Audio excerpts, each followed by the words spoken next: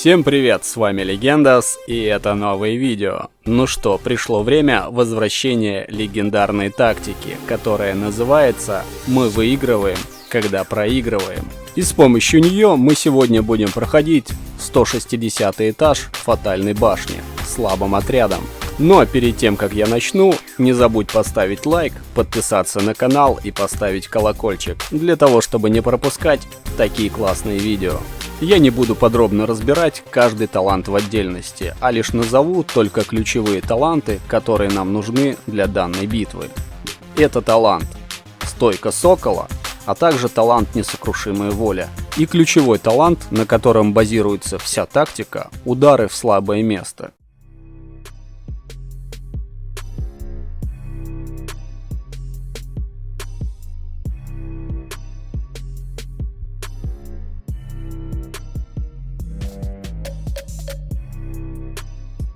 Для того, чтобы пройти 160-й бой слабым отрядом, нам потребуются следующие персонажи. Рейден Инжастис 2, которого нам необходимо снарядить на максимальный набор энергии. Следующий персонаж — классический Смолк. Данный персонаж не обязательный в этой команде. Я его использую для подстраховки, так как на втором спецприеме у классического Смолка есть ловушка. И второй ключевой персонаж, который понадобится нам для прохождения этого боя — Эрмак классический. А теперь рассмотрим снаряжение боссов, которые нам очень важны. Первый босс — Эрен Блэк. Самое неприятное снаряжение — это куртка варана, который будет давать шанс Эрену Блэку уклониться от спецприемов. А также капюшон гадюки на 10-м слиянии, который дает 60% шанс сопротивления к негативному эффекту ловушка. И кольцо Урабороса, которое будет очень быстро помогать Эрену Блэку накапливать энергию. Следующий босс — Кабал, который имеет снаряжение пояс Похитителя душ. После того, как мы будем использовать завершающие комбо-удары или спецприемы,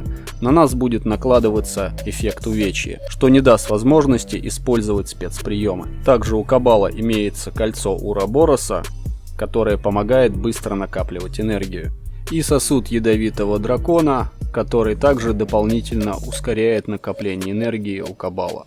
Следующий босс — Тремор, который имеет эпическое снаряжение 10-го слияния. Змеиная Кусаригама, которая увеличивает шанс критического удара на 50%, когда здоровье владельца снижено до 40%, а также увеличивает на 5 секунд скорость атаки, получая баф ускорения, а также имеет 70% шанс применить вампиризм при критических ударах, если здоровье владельца ниже 40%. Следующее снаряжение — пояс Похитителя душ, который также будет отключать нам спецприемы. И еще одно эпическое снаряжение 10-го слияния — сосуд ядовитого дракона, которое очень быстро увеличивает накопление энергии Тремора, а также на 10-м слиянии дает эффект отражения истощения, а если истощение проходит по Тремору, вместо того, чтобы истощиться, он ее накапливает еще больше. И кольцо Урабороса, которое также дополнительно будет накапливать энергию Тремору.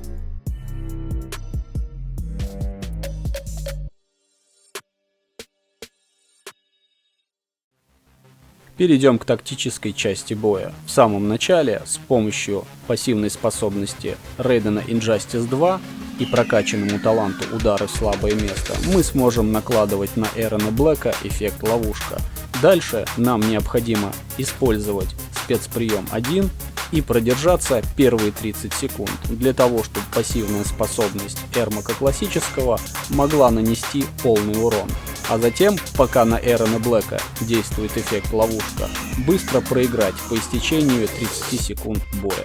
А также я хотел заострить ваше внимание на модификаторе вампиризм, который дает возможность исцеляться на 30% от нанесенного урона.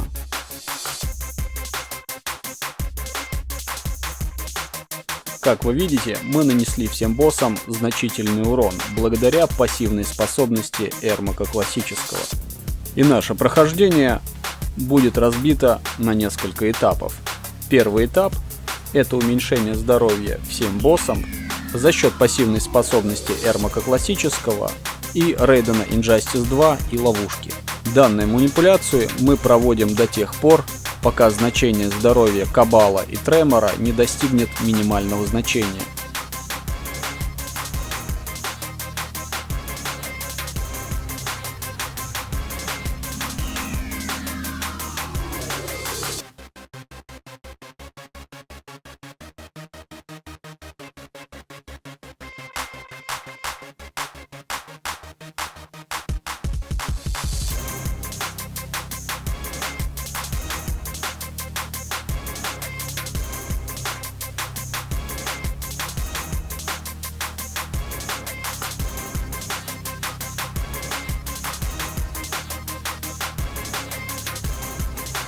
После того, как мы снизили уровень здоровья до минимального значения Кабалу и Тремору, мы переходим на второй этап, где нам необходимо поменять персонажа с Рейдена Injustice 2 на классического Скорпиона. Благодаря пассивной способности классического Скорпиона «Иди сюда», мы сможем очень быстро добить раненых боссов Кабала и Тремора, не давая им возможности вылечиться за счет спецприемов и атак.